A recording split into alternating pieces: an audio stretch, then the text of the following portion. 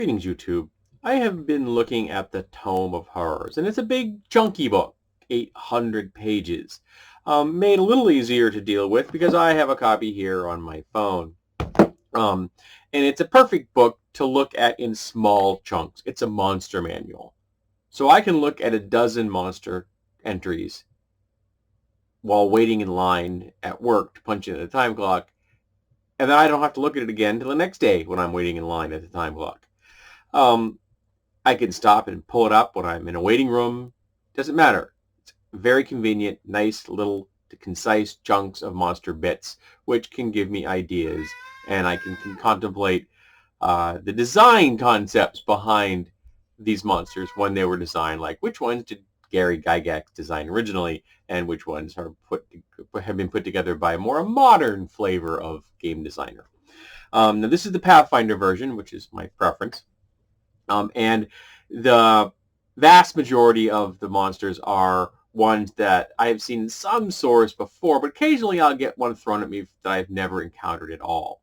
Because a lot of these are like retreads from like the classic era of D&D, like first edition Monster Manual or Monster Manual 2 or the Fiend Folio.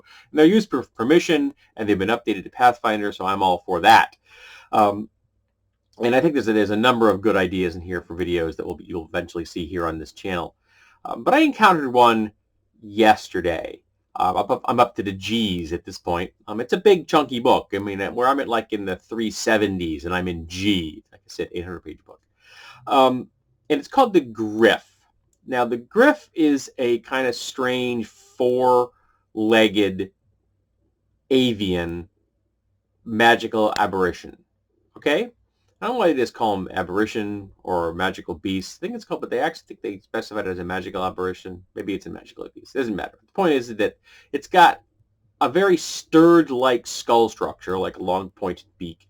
And it kind of looks like almost a naturalistic sturge in that it swoops down, attaches itself to a victim with its four legs. So it's got four very bird-like legs. So imagine a chicken with four legs, like a bird with four legs. It's not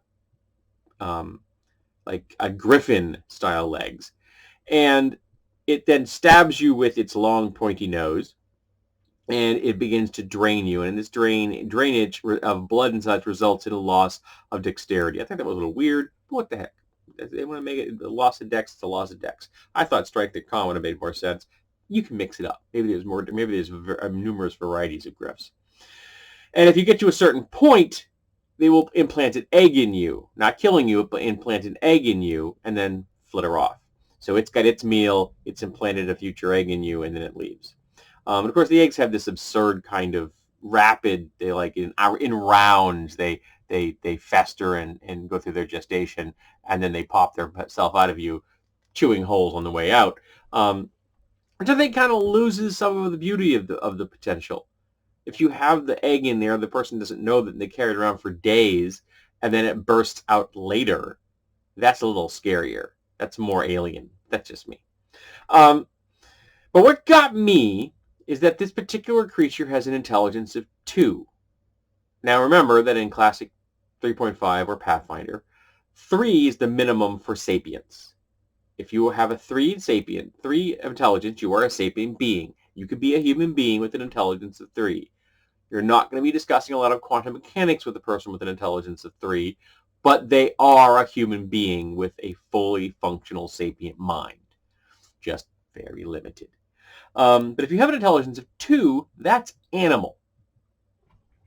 Now, all animals have an alignment of neutral. This creature I've just described had alignment of lawful evil.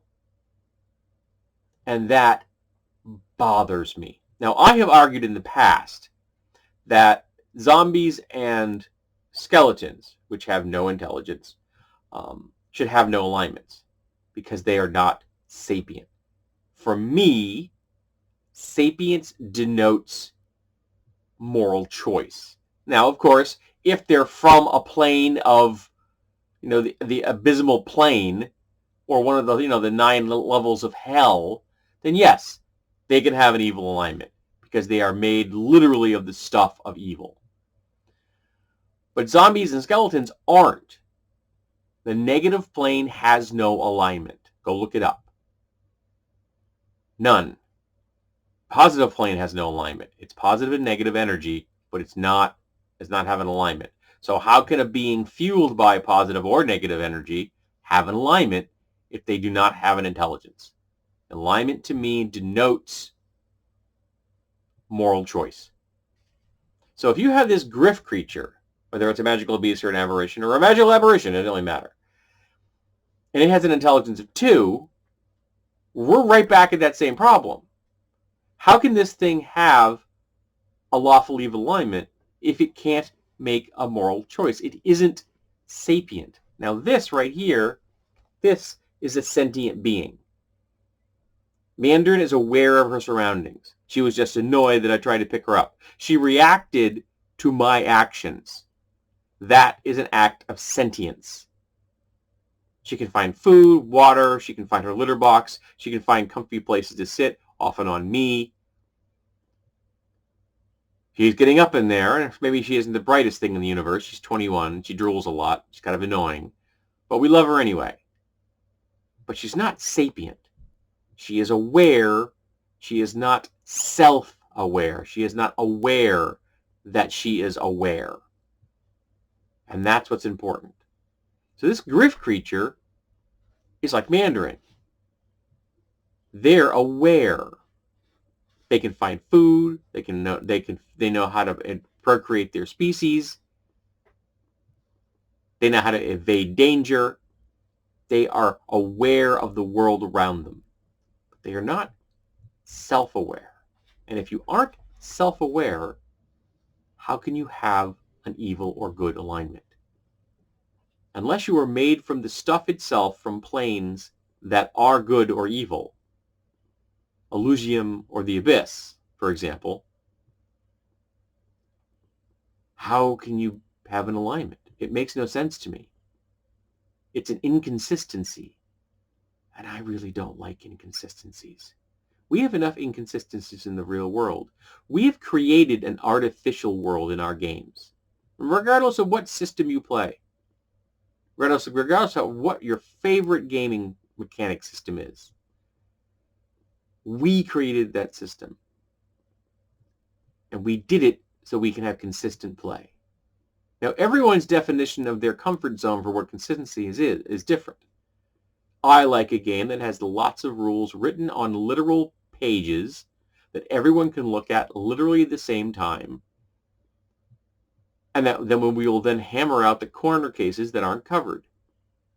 Whereas, for example, the folks that really love the old school revival style want almost no rules, and they want to argue every single rule that they encounter, and they want inconsistency. They don't care that if they argue on Thursday, that rule may get argued differently next Tuesday.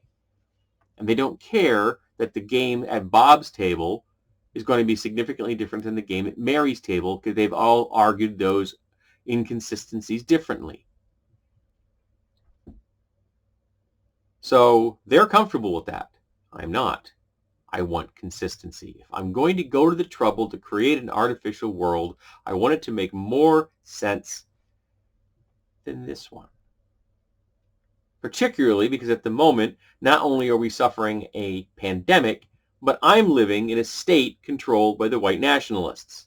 So yes, in the state, I meant political state. New Hampshire, we are a little bit less white nationally when it comes to like our actual government structure. Still too many Republicans in power, but not completely. I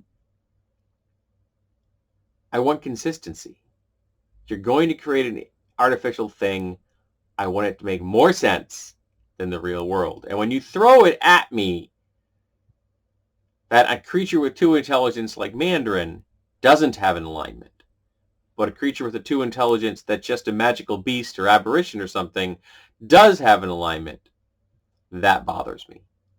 How does a creature that has no capacity for moral choice be good or evil? It's a question that has never been answered to me to my satisfaction.